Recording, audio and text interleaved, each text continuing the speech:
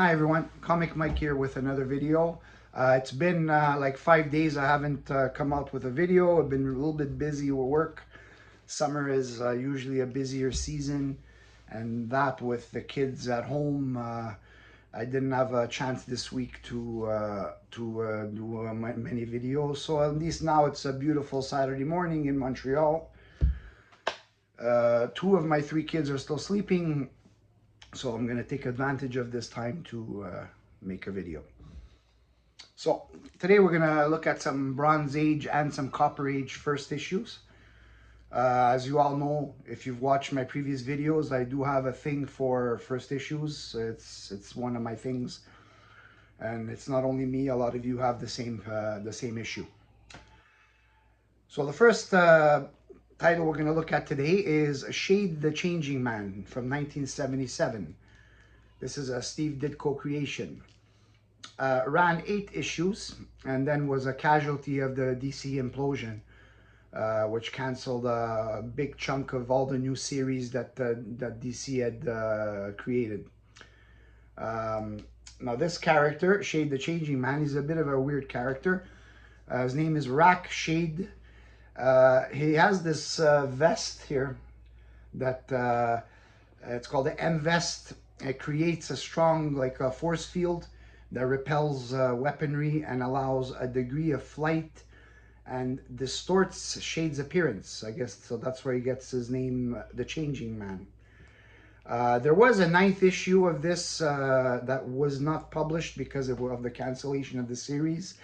DC later took the story in also 1978 and published it in a series called DC's Cancelled Comic Cavalade.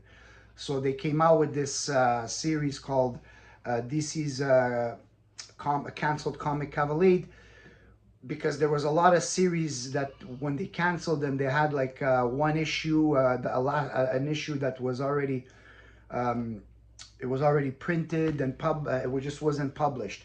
So they would take the story that didn't get published and they would put it in this Comic Cavalade series, which also didn't last that long either. Shade the Changing Man later, after this, he made a brief appearance in the Crisis on Infinite Earth series of 1986, and then later he became a member of the Suicide Squad.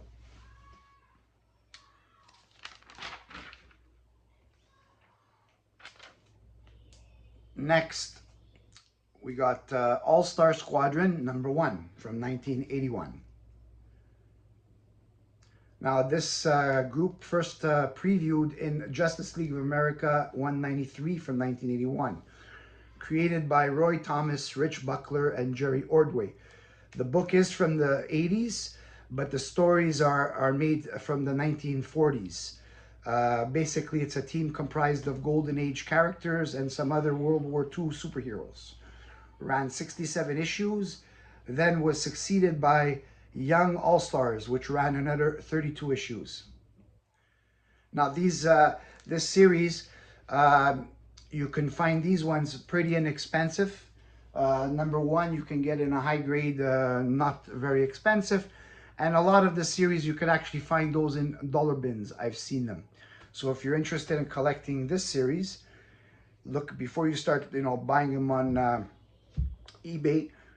Look at your local comic shop and their dollar bins. You might find a few. Next, speaking of Suicide Squad, we got Suicide Squad #1. Now this is a cover by Howard Chaykin. This is from 1987. This series ran 66 issues. The first version of the Suicide Squad was from The Brave and the Bold #25, 1959. That is one book that is on my list of wants. So when I do have an opportunity that I can find that book, right price, I will definitely pick it up. The second version, as most of you know, if you're into Suicide Squad, it appeared in a series called Legends, issue #3. Issue #1, I believe, was the first appearance of Amanda Waller. And issue #3 is the first modern Suicide Squad. Now, later I will be doing a video on the series of 1 to 6 of Legends, because I do find it is a very underrated series. Now, next we're going Blue Beetle, #1 from 1986, ran 24 issues. This is a nice high-grade copy. This is his first series since DC acquired him from Charlton. This version is Ted Kord. He appeared in Crisis on Infinite Earths and Legends, and later in the New Justice League 1987. Now, Blue Beetle is one of those characters that he goes way back into the Golden Age. He's had many different incarnations over the years. Stories changed around. So, and I know that from the time that this is in 1986 and now 2025, there has been also some other changes. He isn't one of the characters that I really followed. I never really read any of his books, and you know, when the movie came out a few years ago, I was thinking, you know what, if the movie interests me, you know, maybe I'll take a look at this version, but I didn't like the movie. But anyways, the Blue Beetles that I did read, they were Charlton. I haven't read the DC ones, so we'll see if after I finish reading some of the books that I have on my list that I'm reading right now, I'm gonna give issue #1 a try. If it's interesting, I will continue to purchase the rest of the series. And last here for this video, The Flash #1. Now this is from the pages of Legends. This is Wally West's first appearance as the Flash, after the Flash died in Crisis on Infinite Earths. For me, Flash is Barry Allen. He did come back. He did come back, you know, after. This version of the Flash was not my favorite. It still was a good story. It did run.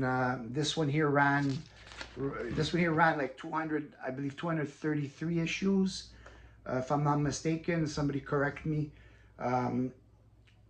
But like I said, for me, Flash is Barry Allen. It's a nice high-grade copy.